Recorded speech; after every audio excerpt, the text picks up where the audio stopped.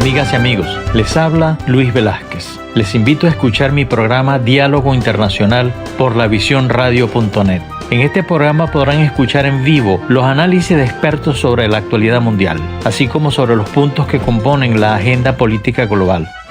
Diálogo Internacional con Luis Velázquez. Martes a las 9 de la mañana por lavisiónradio.net. Información que va contigo.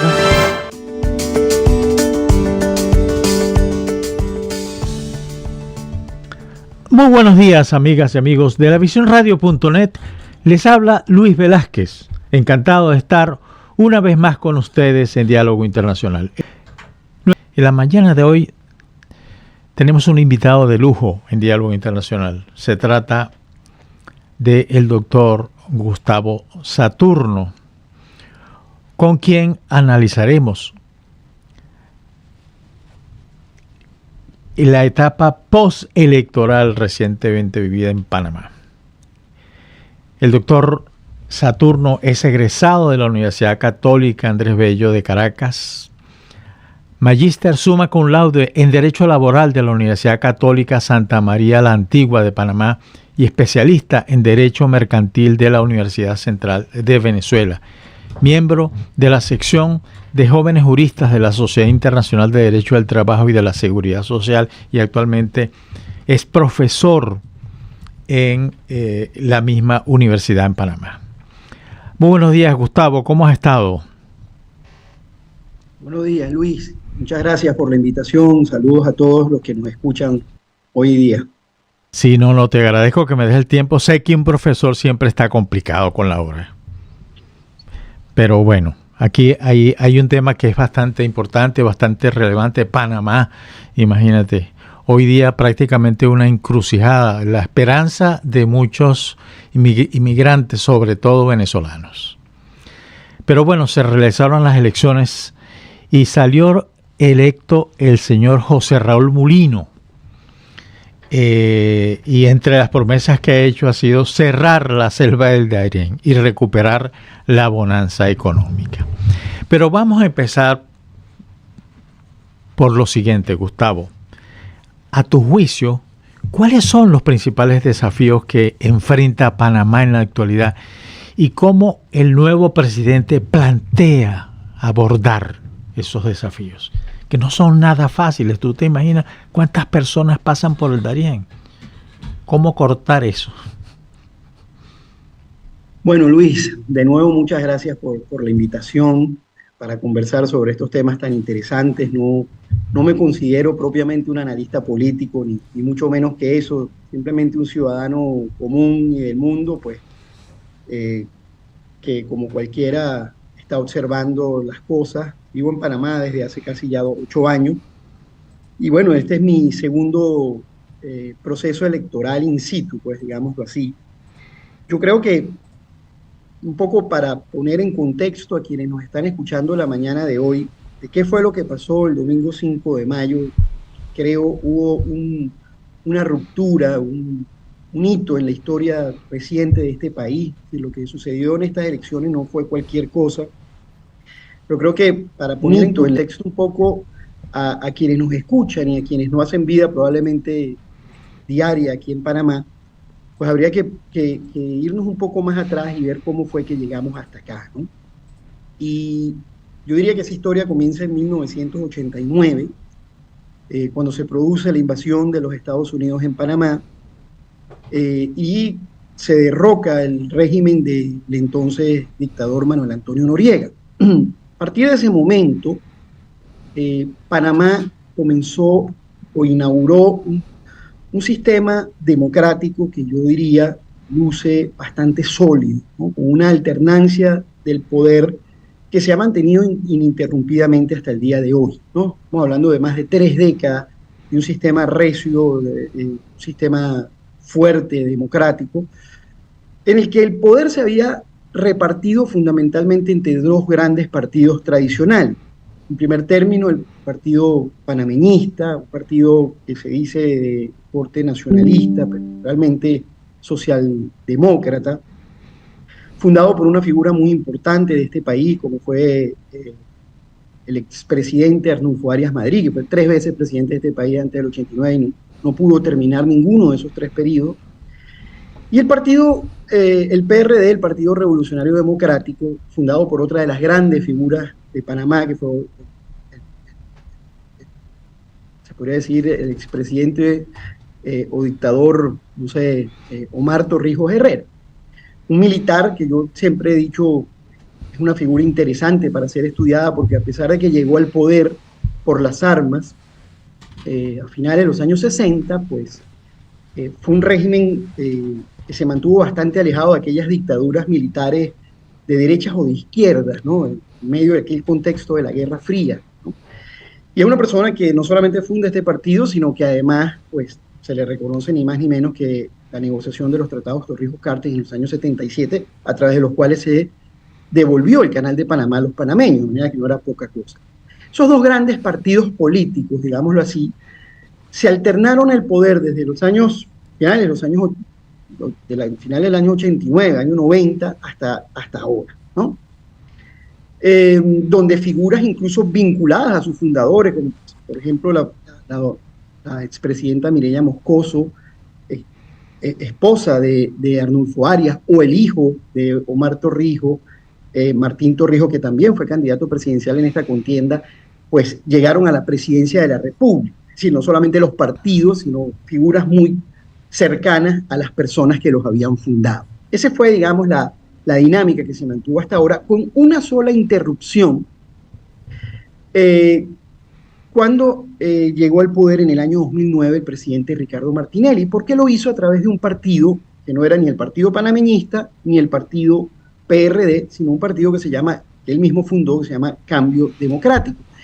Esa fue, digamos, la ruptura, la primera ruptura que se produjo de ese bipartidismo que había aquí en Panamá en ese momento, digamos, hasta entonces. Sin embargo, pues si bien hubo una ruptura como tal, y eso dejó ver un poco el hartazgo del electorado sobre esa alternancia entre los 2 mismos partidos de siempre, cosa que no ha pasado solamente aquí, sino en otros países de Centroamérica, incluso entre nosotros en Sudamérica, digamos, ha pasado que el electorado ha ido buscando alternativas frente a la no solución real de los problemas por parte de los partidos tradicionales, pero realmente no fue tal cosa, porque ese partido Cambio Democrático, el propio presidente Martinelli era un hombre que venía de las filas de los partidos tradicionales, fue funcionario en el tiempo del presidente Ernesto Pérez Valladares, se desarrolló como presidente de la Caja del Seguro Social, luego fundó este partido político que se alió con el Partido Panameñista para llevar a Mireya Moscoso a la presidencia de la República,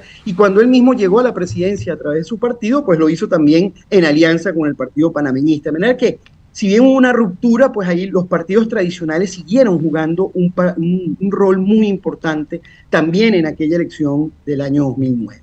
Eso cambió radicalmente ahorita el 5 de mayo, donde estos 2 partidos políticos, y yo diría 3, porque incluso también el del Cambio Democrático, es decir, tanto el Partido Panameñista como el PRD o el Cambio Democrático, pues se vinieron al foso en términos de votación, ¿no? El candidato, digamos, del PRD, que era el que actualmente se desempeñaba hasta ahora se ha desempeñado como vicepresidente de la República, pues sacó poco más de un 5% en lo que ha sido la peor elección que haya tenido ese partido tan referencial para este país. El Partido Panameñista ni siquiera fue con un candidato propio, sino que apoyó al candidato de Cambio Democrático en una alianza que entre los 2 sacaron poco más del 10%. De manera que entre esos 3 partidos, pues hubo no más del 15% del electorado. Claro que hubo otros personajes de esos partidos que fueron por la candidatura independiente o apoyados por otros partidos, pero realmente en puridad, pues lo que acaba de pasar es una ruptura de esa política tradicional. El panameño parece haber hablado claro, no solamente para elegir al presidente Mulino, digamos, del que ya podríamos hablar más en detalle, sino también a nivel de la Asamblea Nacional y a nivel de los alcaldes. Pues lo primero que yo diría para poner en contexto a la gente es cómo se resquebrajó, no el sistema democrático, pero sí los partidos tradicionales. que hasta ahora habían gobernado este país, ¿no? Digamos, ese sería yo lo que te diría de poner un contexto. Sí. ¿No? Perdona que te interrumpa, pero fíjate tú que una de las cosas que me ha llamado la atención en todo esto es precisamente Martinelli. Sé que venía del sector privado, pero buscando información sobre él desde hace tiempo para hacerle un seguimiento pues serio al tema, yo no encontré prontuarios de ese señor mientras estaba como empresario ni nada de eso, sino que pareciera que se había destapado cuando asumió la presidencia de Panamá, lo cual me hace cuestionar el poder en sí mismo, ¿no? Decir, oye, la gente llega al poder y pierde el control, pierde digámoslo, pierde las formas de gestionar, de ser un dirigente importante, ¿no? Bueno, Martinelli es indudablemente una figura importantísima que además jugó un rol fundamental, porque no olvidemos que el actual presidente electo, José Raúl Mulino, es un hombre cercano al presidente Martinelli. Estuvieron juntos en el gobierno aquel de Martinelli, y después de que Martinelli fue inhabilitado por la Corte Suprema de Justicia para poder participar en esta elección, pues eligió como sustituto a José Raúl Mulino, de manera que nadie duda de que el peso y el peso del apoyo político que le dio Martinelli a Mulino fue lo que finalmente determinó el triunfo de Mulino en las elecciones. El primer gobierno de Martinelli, primero, sí, efectivamente, Martinelli es un hombre que viene del sector privado, un descendiente de italiano y española, que digamos, dirige un grupo de empresas importantes en este país. Entre todas ellas destaca una cadena de supermercados muy conocida en Panamá, que venía de ese sector privado, que fue además ministro del Canal de Panamá en tiempos de la presidenta Mireya Moscoso, que le tocó de alguna manera ser el operador político para la ampliación del Canal de Panamá, y eso lo llevó a ganar una enorme popularidad que lo llevó después a la presidencia de la República, en un tiempo donde el contexto económico del país era muy diferente al que es hoy. Hablamos de que Panamá entre el año 2003 y el año 2013 fue el país que más creció en la región latinoamericana. Incluso no solamente fue el que más creció, sino que si tú sacas el promedio del crecimiento de Panamá durante esos 10 años, eso equivale al doble del crecimiento del promedio del resto de los países de América Latina. Es decir, el promedio de América Latina era 5, Panamá crecía 10, ¿no? De manera que fueron un tiempo de una enorme bonanza económica que, bueno, se sumaron por una serie de circunstancias, pero entre esas el asunto de el crecimiento, la expansión del Canal de Panamá, entre otras inversiones que se hicieron en el país. Entonces, eso de alguna manera dejó en la memoria del panameño una idea sobre una bonanza que a mí, siendo yo venezolano, pues no puedo hacer los paralelismos, aunque uno debe cuidarse mucho de eso porque no hay siempre circunstancias iguales, claro, políticas, y guardando las distancias y los tiempos, pero un poco lo que creo que pasó en Venezuela con la figura de Carlos Andrés Pérez I, ¿no? O sea, aquella figura que nosotros tuvimos, y hago esta analogía, porque bueno, ambos somos venezolanos y porque estoy seguro que muchos de los que nos escuchan son venezolanos, pero un poco lo que pasó en Venezuela, aquel primer gobierno de Carlos Andrés Pérez, donde hubo esa bonanza económica producto de las alzas de los precios del petróleo, de la guerra de Yom Kippur y cualquier cantidad de circunstancias, incluso externas, hicieron que nosotros nadáramos en un río de petrodólares y dejó esa sensación que no, digamos, esa sensación de bonanza que no se repitió cuando llegó Carlos Andrés Pérez en la segunda oportunidad. Bueno, aquí yo veo algo similar. Sin duda que en la memoria del panameño quedó la idea de que el tiempo de bonanza en el gobierno de Martinelli fue muy grande, el crecimiento económico también, y por eso es que se estaba esperando que él se pudiera constitucionalmente volver a lanzar. Creo que nadie tenía la menor duda. Yo había hablado con muchos panameños, incluso conocedores de la política mucho mejor que yo, de la política en general y de la política panameña, y me decían, si Martinelli se lanza como presidente no pierde, porque hay un deseo muy generalizado del país de volver a aquellos tiempos. donde Panamá crecía mucho. Eso ya hoy en día no está pasando. Desde el 2015, 2016, la economía panameña se ha ralentizado mucho, sigue creciendo, pero no en los términos anteriores, y al contrario, en este momento el país se encuentra en unas circunstancias económicas que son totalmente diferentes. Entonces, bueno, yo lo que diría sobre ese aspecto en particular es, pues que tú me decías en la primera pregunta, ¿cuáles son los grandes retos que va a enfrentar este gobierno? Pues yo diría que ese es el primero, ¿no? Este es un gobierno que ha llegado, el presidente Mulino ha llegado con el apoyo del expresidente Martinelli y bajo una enorme expectativa de buena parte del país, que no olvidemos que la elección fue solamente apenas con un 34% de los votos, ¿no? Una elección muy, pero muy atomizada. Quizás esa implosión de los partidos políticos tradicionales dejó de alguna manera una elección bastante atomizada, y el presidente llega con un 34% de la elección, con un triunfo contundente de 10 puntos por encima del segundo, pero con un apoyo que no deja de ser modesto, digámoslo así, en comparación a otros presidentes en otras elecciones que se han estado produciendo en estos años. Entonces, llega con un apoyo relativo de un sector, digamos, un tercio del electorado, y con unas expectativas muy grandes en medio de un contexto más complejo, ¿no? Sí. Yo recuerdo que hace varios meses atrás que estuvimos conversando sobre Panamá. Yo te decía, bueno, entre Panamá y Costa Rica se llevan casi toda la parte de estabilidad política que pudiera haber en Centroamérica. Efectivamente, Panamá y Costa Rica son los países más estables de Centroamérica, pero sin embargo podemos notar que con esa estabilidad que hay no ha sido suficiente para ir solucionando una cantidad de problemas que tiene la sociedad panameña. Por eso te preguntaba acerca de los desafíos. Pero hay un desafío importante en todo esto. El Canal de Panamá es, como te diría yo, la industria petrolera venezolana para los panameños. Ahí se genera la mayor parte del ingreso de divisas para Panamá.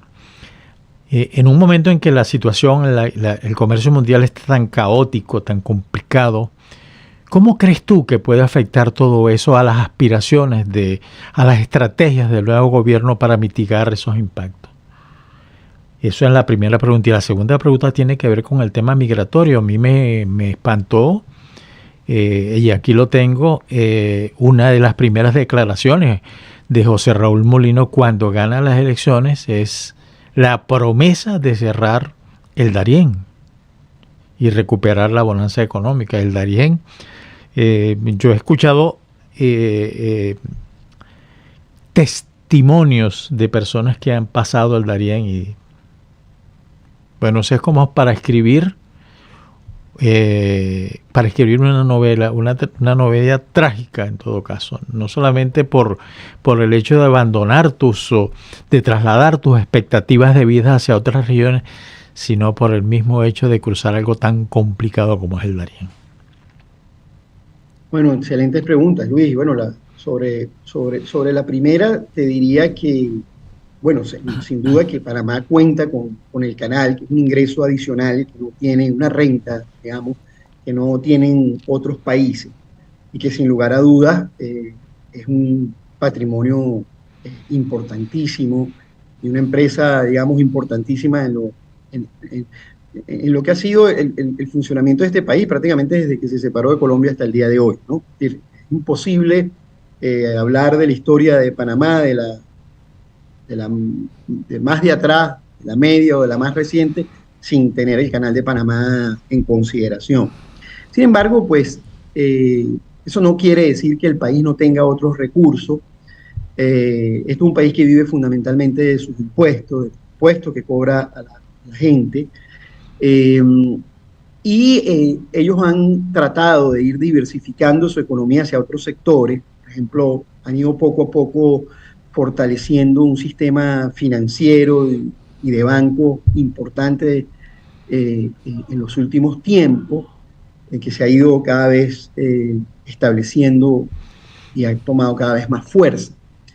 También están explotando, digamos, todo aquel sector logístico, tratando de convertirse como en un hub, no solamente de pasajeros a través de punto de encuentro, el centro de conexiones de Tocumen, sino también hacerlo con mercancías para digamos, la importación desde China y de los países del este para repartirse entre sus vecinos.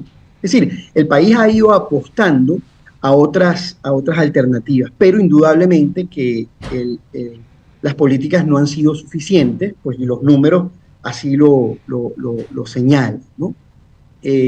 Una vez un escritor singapurense, si es que se puede decir así la palabra, que comparaba a Panamá con Singapur, por eso que hay quienes dicen que Panamá es la Singapur de Latinoamérica.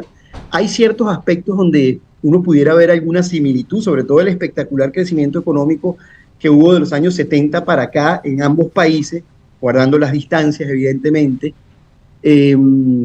pero también ese tema del hub y del centro logístico, del centro financiero, es decir, hay algunas similitudes, otras por supuesto que no, hay enormes desafíos donde Panamá no se acerca a Singapur, por ejemplo, uno es el tema de la corrupción, es uno de los grandes desafíos. El elector panameño está convencido de que la política es prácticamente sinónimo de corrupción. No debemos olvidar que el presidente Martinelli en este momento está asilado en la embajada de Nicaragua con una sentencia que lo condenó a más de 10 años de prisión por lavado de dinero, y que precisamente esa fue la causa de su inhabilitación, y que el presidente Mulino llegue a la presidencia de la República precisamente en apoyo de esto, aunque evidentemente, como todo, hay dos versiones. Hay quienes piensan que eso es una persecución política, pero hay quienes piensan que no. Entonces, el tema de la corrupción, en eso Panamá no se parece mucho a Singapur, ya que hay niveles de corrupción bastante altos. Otros grandes desafíos en el tema de la educación, donde tampoco Panamá se parece tanto a Singapur, y no lo digo yo, lo revelan las pruebas PISA, que son estas pruebas que se hacen para medir, y Panamá ha quedado rezagado digamos, en los últimos puestos.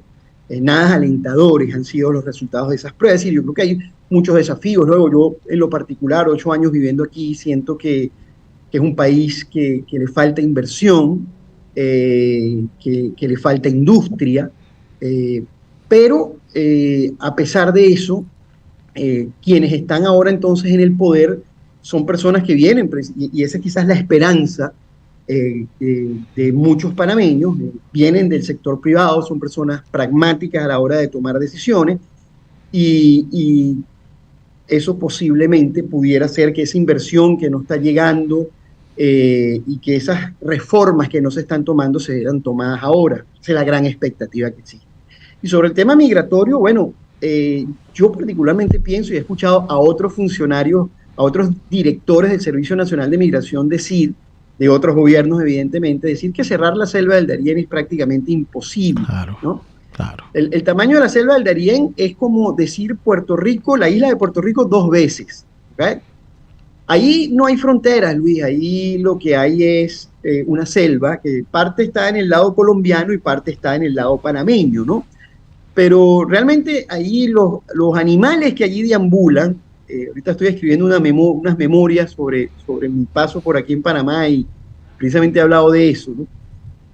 Los animales que ahí deambulan, que son en su gran mayoría animales salvajes, no conocen otras leyes que no sean las de la propia selva, ¿no? De manera que prometer el cierre de la selva me parece una promesa que, no sé, se me parece un poco a la que hizo Trump sobre el muro, ¿no? Claro. Una cosa es la intención y otra cosa es que eso se pueda hacer. Yo creo, al contrario, que en el Darién lo que habría que estarse haciendo es efectivamente, y como lo ha dejado ver muchos organismos internacionales y sobre todo organismos no gubernamentales de derechos humanos, es ver cómo se garantizan los derechos humanos de las personas que por allí transitan, ¿no? Porque eso es un centro de delincuencia, tú mismo lo has dicho, ¿no? Los cuentos de los propios transeúntes pues son de terror. Sí. Y buena parte de esos delitos que se cometen allí se cometen, incluso yo estaba leyendo uno de los informes sobre el tema y decía que, bueno, muchos son funcionarios públicos involucrados. Es decir, no pudiera la delincuencia, el narcotráfico funcionar allí tan cómodamente si no habría, digamos, no voy a decir una complicidad, pero al menos sí una carencia de parte del gobierno. Y yo lo que creo es que lo que habría que tomarse medidas es de tener una mayor presencia gubernamental. La provincia del Darién tiene más o menos para Panamá unas 50.000 personas, una provincia bastante olvidada. Bueno, ojalá que haya más presencia, más seguridad, más garantía de derechos humanos y, por supuesto, mayor control migratorio en ese sentido, ¿no?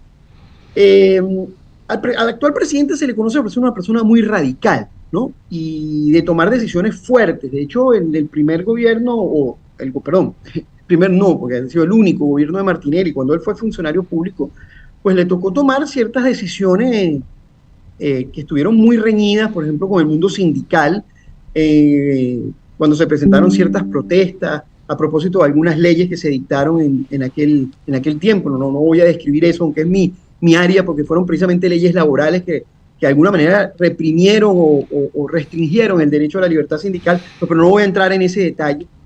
Se actuó con mucha dureza en aquellas protestas, ¿no? Entonces mucha gente piensa que eso va a ser lo mismo. Diría lo que te dije antes sobre la expectativa.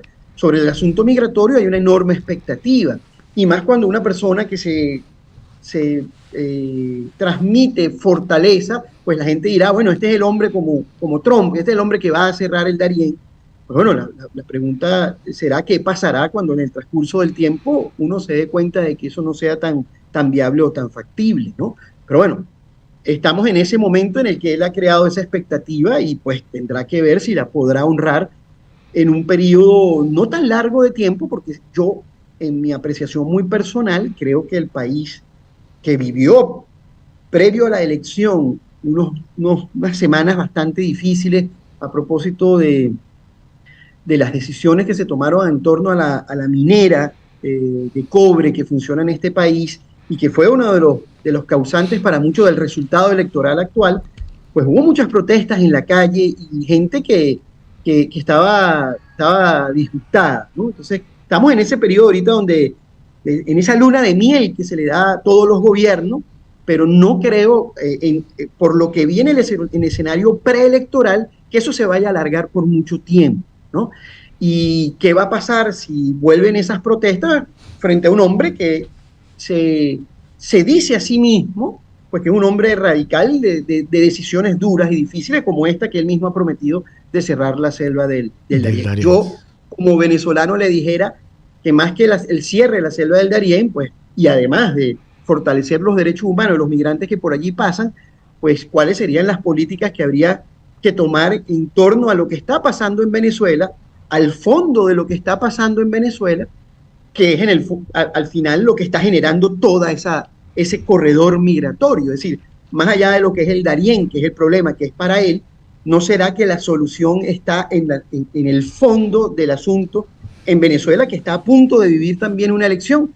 Lo vi recién electo dando una entrevista en ese sentido, pues, y parecía estar alineado a la idea de unas elecciones libres y transparentes en Venezuela, es decir, ganado a la idea de presionar al país para que vaya a una elección libre y logre resolver el problema, que vacíe, que ya no haya falta, que no haga falta cerrar la selva del Darién, sino que vaciemos la selva del Darién, pues a través del retorno de todos los venezolanos a su propio país, aunque claro, por la selva del Darién pasan muchas otras nacionalidades, no solamente venezolanas. Efectivamente. Tú sabes, Gustavo, y esto es un dato para los que nos están escuchando en estos momentos, uno de esas personas de quien yo le escuché su testimonio es un periodista que decidió escribir un libro sobre ese pasaje, sobre ese momento, y está haciéndolo. Y él, una de las cosas que me dijo, ya a mí no me quedó la menor duda de que hay un acuerdo no escrito entre las autoridades, los grupos guerrilleros que ahí actúan y la criminalidad. Entonces, todo comienza cuando tú decides o no pagar al guía, porque hay mucha gente que decide no pagar, sino que dice, bueno, pero yo puedo seguir a los que llevan el guía y listo, y llego igual. No, a esos son los que atacan la guerrilla y la criminalidad y los desaparecen. Todo pasa por ahí. E incluso en los actuales momentos hay 2 familias venezolanas que están perdidas en el Darién desde hace 2 semanas y no se consigue.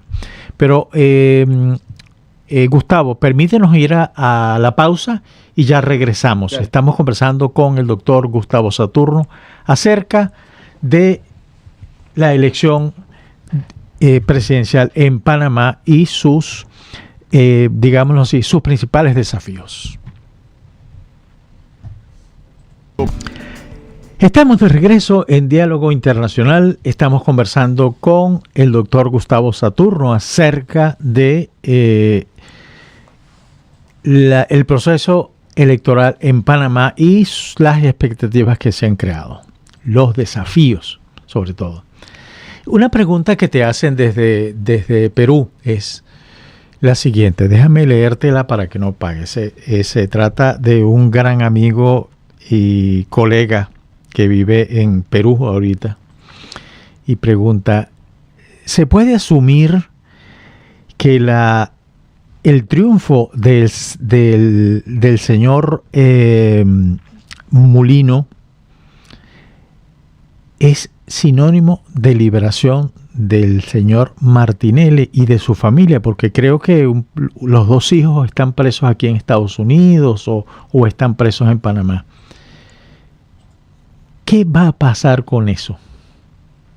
Porque acá estamos viviendo, ya tú lo sabes, porque tú eres una persona muy informada, de otro proceso que tiene que ver con un presidente y que ayer le dieron, como diríamos en Venezuela, el palo cochinero.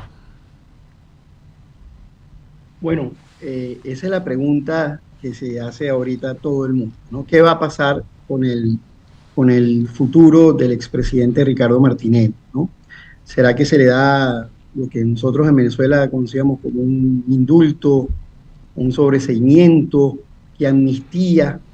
Es algo que yo creo que es complicado para el actual presidente, no deja de ser una situación bastante compleja, ¿no? Porque al presidente Martinelli se le sentenció a más de 10 años de prisión, no precisamente por delitos menores. Efectivamente, sus hijos estuvieron presos en los Estados Unidos, fueron regresados a Panamá. De hecho, el presidente Martinelli inicialmente estaba asilado en los Estados Unidos y después fue extraditado aquí para ser juzgado. Mucha gente pensaba que el fallo no iba a llegar antes de las elecciones, que no había el tiempo suficiente, pero bueno, la Corte apuró el paso y pues lo inhabilitó. Y después, cuando él seleccionó a Mulino como su delfín, como fue llamado en CNN, en un análisis que se hizo en CNN para representarlo de alguna u otra manera en la elección, en ese momento se presentaron, digamos, situaciones constitucionales, si era posible, conforme a la legislación interna, pues poder elegir a una persona que no había pasado por un proceso de primarias, que además no iba con una candidatura con un vicepresidente, porque no había arrancado desde el inicio la campaña, y a lo que también mantuvo en vilo este país hasta prácticamente 2 días antes de la elección, cuando la Corte dio el visto bueno y dijo sí, puede competir en las elecciones, pero hasta 2 días antes se pensaba que era posible de que eso no sucediera. Entonces, yo creo que no es poca cosa lo que tiene Mulino en la mano. Incluso la sombra del presidente Martinelli va a ser para él una situación compleja de llevar adelante, ¿no? Mucha gente incluso se pregunta desde fuera cómo fue posible que el país eligiera a una persona que había sido nombrada por otro que había sido ya sentenciado, y eso dejó un poco ver el tema de cómo asume el panameño la corrupción, ¿no? Yo escuché, por ejemplo, a nuestra compatriota Alejandra Orá en un análisis que hizo desde CNN, siendo bastante dura, con el país respecto a que cómo era posible que fuese electo un presidente, alguien que había sido nombrado precisamente por alguien que está comprometido con la justicia, ¿no? Y el propio presidente Mulino tuvo problemas legales y estuvo temporalmente detenido cuando fue ministro de Martinelli, de manera que no estamos frente a una situación realmente compleja, ¿no? De qué fue lo que al final decidió el país. Yo me atrevería a decir, sin entrar a determinar temas de corrupción o no, pues no me corresponde, pero creo que los entes del Estado han hablado en ese aspecto, sobre todo en el caso del expresidente Martinelli, pero sí quiero o creo que debemos también mirar esa otra parte del electorado que quedó de segundo, de tercero, porque si bien un país, una parte del país, un sector importante del país indudablemente, se decidió a votar por estas personas, por el presidente Mulino, sin importarle el apoyo al presidente Martinelli, quizás porque piensa que es un perseguido político, quizás porque no le interesa si estuvo en problemas con la justicia y en lavados de capitales, pero con aquello de que, bueno, si robó, pero hace, no importa. Independientemente de lo que haya llevado al elector a votar por el presidente Mulino, hay que ver lo que llevó al otro elector a votar, por ejemplo, por el que quedó de segundo, que es Ricardo Lombana, un individuo que viene absolutamente de venía una candidatura independiente y ahorita con un partido político recién fundado que se llama el MOCA, Movimiento Otro Camino, que se fundó apenas en el año 2022. Y ese señor sacó el 24% de los votos, ¿no? Y el que quedó de tercero, que fue el expresidente Martín Torrijos, que fue presidente de este país con el PRD, pero que se lanzó en esta oportunidad por un partido que estaba absolutamente olvidado, es el Partido Popular, que es el partido, digamos, de corte social cristiano de este país, que a diferencia de lo que pasó en Venezuela en un tiempo que digamos, el social cristianismo fue una fuerza importante, aquí no lo era, pero ahora metió de tercero al expresidente Martín Torrijos, que sacó algo así como un 16% de los votos. Si tú unes ese 24 de Lombana con el 16 de Martín Torrijos, hace un 40%, que es incluso mayor a lo que sacó el propio Mulino. De manera que no todo el país estaba identificado, es lo que yo le hubiese contestado al análisis de CNN que hizo Alejandra Orá, respecto a que hizo parecer, en mi opinión personal, cómo es posible, digamos, cómo la corrupción campea de alguna u otra manera en Panamá. No, yo creo que hubo mucha gente que votó en contra precisamente porque considera y condena la corrupción y considera que la sentencia de la Corte era una sentencia correcta, ¿no? Claro. De manera que por eso es que el análisis de esta elección va a dar mucho hacia el futuro, porque como te digo, estamos viendo nuevas figuras, nuevos partidos, y eso va a traer indudablemente nuevas circunstancias.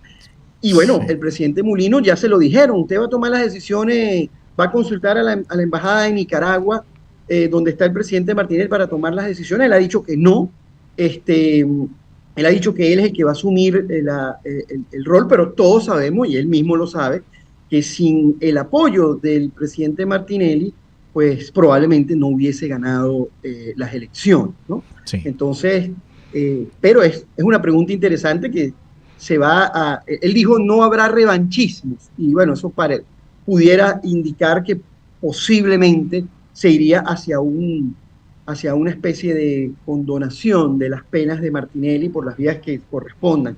Pero no, yo no daría eso por totalmente sentado, claro, ¿no? Claro. De hecho, Martinelli se asiló en Nicaragua, en la embajada de Nicaragua, cosa que llamó mucho la atención de la gente, como personas que se dicen que vienen del mundo empresarial, que pasan como si fueran gobiernos de derecha, está asilado precisamente en una embajada donde hay un gobierno de izquierda radical, ¿no?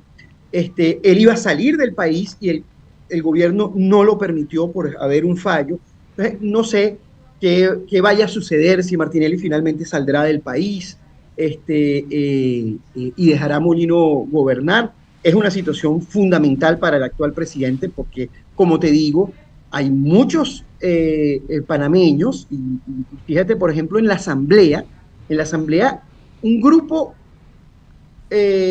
todavía no como partido político, una coalición llamada Vamos, liderada por un joven exdiputado que si se lanzara a la presidencia sería presidente, pero no tiene la edad todavía para hacerlo, que es Juan Diego Vázquez, pues sacó 19 diputados, es la mayor fuerza política ahora en la Asamblea de un movimiento que es de independientes, ¿no? Y que más bien se montaron sobre la idea del saneamiento de las circunstancias públicas y que incluso contaron con el apoyo de Rubén Blades, o Rubén Blades, como le dicen aquí en Panamá, desde el exterior, incluso él viajó aquí a Panamá. De manera que yo creo que el país está en un momento de transformación, de transición, y no creo que aunque el que haya ganado sea una persona elegida por alguien que está en este momento al menos condenado por la justicia, pues no quiere decir que en Panamá pues la corrupción es algo que está extendido para todo el mundo. Aunque indudablemente que es uno de los grandes desafíos, no solamente para este país, sino para todos nuestros países latinoamericanos, Luis. Sí. Lo que me estás diciendo es que, y a lo mejor interpreto mal todo esto, es decir, el escenario político está copado en Panamá fundamentalmente por nuevos partidos, Alianza para Salvar Panamá, el MOCA, por ejemplo, y el de este joven. Y ya los partidos tradicionales están, por decirlo de alguna manera, de salida, ¿no? Y cosa que no es malo, porque eso es parte del ejercicio democrático en un país, pues. Y te digo, la participación en las elecciones no fue tan baja, fue el 77% de la población que participó en la elección. Pero sin embargo, creo que el presidente está montado en un polvorín, por llamarlo de alguna manera. Por un lado, la lealtad a una persona que formalmente está no solamente acusada, sino está condenada. Así es. ¿Entiendes? Eso es un problema. Y el otro problema es cómo le dices tú a la población que te votó con fe, oye, no, como es amigo mío, como me dio el apoyo, yo voy a facilitarle su huida a Nicaragua o hacia otro país, que Nicaragua no es ningún buen destino para nadie. ¿Cómo manejar eso, Gustavo? Sobre todo para un país como este que es inevitable que no esté, es inevitable que esté dentro de ese mundo del comercio internacional por el Canal de Panamá. Tú me comentabas, y eso genera muchas preguntas a los socios comerciales, a la gente, a los empresarios que mandan sus productos a través del canal. ¿Qué va a pasar? Tú me comentabas incluso, y cambiando el tema político por el tema comercial, la última vez que conversamos sobre el cambio que tú notabas en cuanto, por ejemplo, a la industria automotriz, que en Panamá no tiene industria automotriz, sino comercializa autos, y me decías que gran parte del parque automotriz se convirtió de la noche a la mañana en un parque chino, de automóviles chinos, lo cual coincide con una propuesta que acaba de hacer China al mundo de crear y de extender el nuevo cordón de la seda hacia el mar, y tiene la intención de construir el puerto más grande del mundo al sur de América Latina. Y oye, las actividades, las acciones de los países desarrollados, los países que sí son los grandes jugadores en el comercio mundial, no se paran por nada. Así es, Luis. Bueno, mira, yo creo que indudablemente que el actual presidente tiene varios desafíos, ¿no? Ya hemos hablado del de Martinelli. ¿Qué va a hacer con Martinelli? No tengo la menor duda que buena parte del elector que votó por él vería bien que lo liberara, que buscara algún mecanismo legal para liberarlo e incorporarlo nuevamente a la vida política. Pero eso también esa sombra sería todavía mayor, ¿no? Claro. Para él. Claro. Pero también una liberación, un indulto, sería probablemente muy mal visto por esa otra gran parte del país que no votó por él. Y que, repito, no es poca cosa, porque estamos hablando del 66% de los votantes, ¿no? Que no lo votaron a él. Pero además, eso se ve reflejado en la asamblea, ¿no? Y por supuesto que para él poder gobernar va a tener que llegar a muchísimos consensos, porque él llega con este partido que también es de reciente data, realizando metas, a través del cual él llega a la presidencia, que fue fundado en 2021, pues no obtuvo unos 14 diputados, es la cifra que yo tengo aquí, de los 71 diputados que tiene la Asamblea Nacional, ¿no? Entonces, ¿qué va a pasar con los otros? ¿No? Por supuesto que va a tener que llegar a muchas negociaciones. Repito, un hombre que se conoce como ser una persona muy pragmática, y no tiene nada de raro que nos sorprenda con decisiones que terminen redundando para bien para este país. Creo que es el deseo de, sobre todo, los que somos extranjeros y vivimos acá, ¿no? Pero sin duda, sin lugar a dudas, son muchos los desafíos. Este país también acaba de cerrar la minera, que era uno de la mayor inversión que se había hecho en los últimos años, ¿no? $6.000 millones en la minera de cobre. Finalmente terminó siendo cerrada por violaciones a las normas más elementales del medio ambiente. Entonces, ese ingreso que tenían por allí, todos los puestos de trabajo que allí se perdieron. Es decir, hay muchas circunstancias por las cuales hay otro aspecto en la caja del Seguro Social, que eso lo está viviendo prácticamente todos los países del mundo, la crisis por la que están pasando las cajas de Seguro Social, sobre todo con el tema del sistema de pensiones de vejez. Y tú recordarás en el año 2018 que eso desestabilizó a Nicaragua cuando trataron de hacer aquella reforma. Pues, el presidente Mulino no tiene tiempo para seguir corriendo la arruga, como se hizo en este gobierno del PRD por el tema de la pandemia.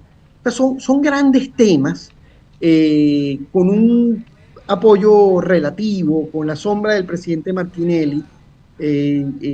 Bueno, estos próximos días, estos primeros 100 días van a ser cruciales, no tengo yo la menor duda, pero bueno, yo hago votos y confío que todo salga bien, porque de lo contrario, pues tendremos, ya lo vimos en los meses anteriores, pues tendremos muchos movimientos en Panamá.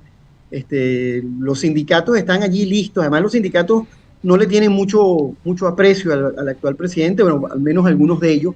Fíjate que, por ejemplo, en la provincia de Bocas del Toro, donde hubo en el tiempo del gobierno de Martinelli unas manifestaciones donde hubo hasta muertos, y se dice que Mulino estuvo al frente de aquello, se dictó una ley que aquí se conoció como la ley Chorizo, fue una ley antisindical, que al final echaron para atrás. Pues allí fue una de las pocas provincias donde Mulino no ganó, y donde no solamente no ganó, sino que quedó detrás de la ambulancia, como dicen los hípicos. ¿Por qué? Porque tienen el recordatorio de aquella circunstancia. ¿Verdad que muchas cosas en juego? Yo creo que lo mejor que le puede pasar a este país es pasar la página sobre el tema de Martinelli y ver hacia el futuro, y ver en adelante, pero eso va a pasar por qué decisión se vaya a tomar. En 5 años probablemente el candidato Lombana, que quedó de tercero en las elecciones pasadas, de segundo en estas, y bueno, dicen que la tercera puede ser la vencida, podría terminar abriendo un camino distinto para el país dentro de 5 años. Y dentro de 10, pues probablemente Juan Diego Vázquez, que goza con una enorme popularidad, pero no puede lanzarse hasta que no sea mayor de 35 años, y eso no puede pasarle a él, porque él es muy, pero muy jovencito, pues probablemente dentro de 10 años. Pero pareciera que el rumbo que toma el país a partir de ahora es un rumbo total y completamente diferente a lo tradicional, ¿no? Claro. Entonces, bueno, estos serán el asunto de Martinelli, que no es poca cosa para resolver, ya será la reminiscencia de lo que está quedando del pasado. Es la impresión que yo tengo, pero bueno, habría que ser futurólogo para saber qué vaya a suceder finalmente. Claro. No, es difícil completamente. Fíjate que Yo leí, preparándome para la conversación que íbamos a tener hoy, leí un informe del capítulo panameño de Transparencia Internacional. Tú sabes que esa organización es terrorífica por lo que dice, ¿no? Y de Panamá no habla muy bien en todo caso, ¿no? Y su directora, Olga de Obadía, se le afincó a Panamá completamente. Entiendo que ella es panameña además, y se le afincó a cuando era candidato, a Mulino, y ella decía en una de sus partes del informe que ella no entendía cómo iba a ser electo Mulino, y hablaba de sanear la administración pública porque según ese informe el tema de la corrupción en Panamá es sistémico. Y ella decía que no entendía cómo es eso, que un Mulino llevaba casi una bandera y una espada en contra de la corrupción, siendo que estaba siendo apoyado por una persona como el expresidente Martinelli. Eso sería un gran reto, porque es decir, el solo hecho de tener encima la sombra de Martinelli es un gran reto. No, y eso que tú dices sobre esos informes de Transparencia Internacional que hacen, por eso que te decía que para que Panamá pudiera convertirse en la Singapur de Latinoamérica, lo primero que tendría que resolver sería eso, ¿no? Y yo no niego que es un síntoma importante el hecho de que 34% del electorado haya votado por una persona que fue elegida a dedo por alguien que está condenado por delitos de corrupción.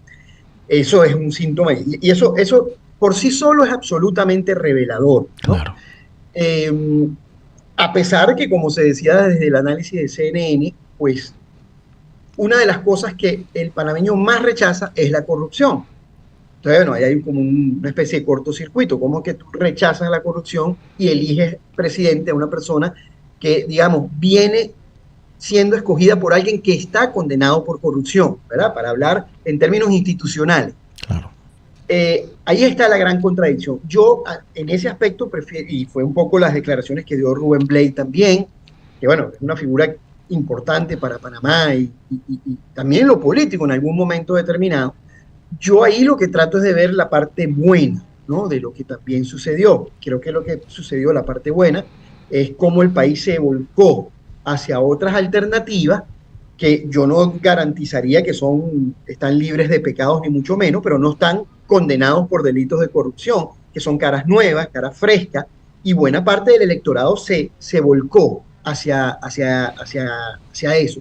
Yo creo que eso en el mediano plazo pueda tener una implicación importante para el país. Pero sin duda, pues la corrupción es algo que en Panamá está muy arraigado, y no lo digo yo, lo dicen esos informes de Transparencia Internacional, pero creo, Luis, que cuando hacemos un análisis de la política interna de cada uno de nuestros países latinoamericanos, pues vemos que es eso, pues un flagelo que ha impedido que Latinoamérica pueda finalmente desarrollarse, ¿no? Sí. Sin lugar a dudas que es así. Pero yo me aferro mucho a eso, a la idea de que hay un país decente que está tratando de emerger, sobre todo en caras de jóvenes, muchachos jóvenes que no tienen un pasado político tan importante, pero que han tenido la valentía de plantarse frente a la situación. Yo creo que eso es eso nos augura cosas muy buenas para este país, para el futuro, ¿no? Que es algo que no podemos decir para otros países que todo lo que está sucediendo ahora lo que augura es un terrible desenlace o terribles situaciones hacia el futuro. Yo creo que Panamá con el tiempo podrá convertirse en uno de los países, bueno, ya lo es en materia de crecimiento económico, pero en otros aspectos, pues, líder de América Latina. Así quiero pensarlo, porque además este ha sido un país que ha sido muy gentil conmigo en dándome hogar Así es. durante casi 8 años. Así es. No, y además hay que dar el voto de confianza a un presidente recién electo, y eso es fundamental. Y siempre y cuando piensen no solamente en el tema de negocios, sino que esos negocios deben ser también productivos, no solamente para los dueños de las empresas, para los que hacen negocios, sino para sacar de la miseria a una gran masa de población. Gustavo, oye, siempre será un placer tenerte aquí en Diálogo Internacional, y bueno, me gustaría invitarte más adelante para que sigamos hablando no solamente sobre el tema de Panamá, sino por el tema general de Centroamérica, que ahí, es decir, apartando a Panamá y a Costa Rica, lo demás tiene un mal perfil. Un fuerte abrazo, Gustavo, y muchas gracias por este tiempo. Gracias, Luis, como siempre, un gran placer y saludos a todos los que nos escucharon.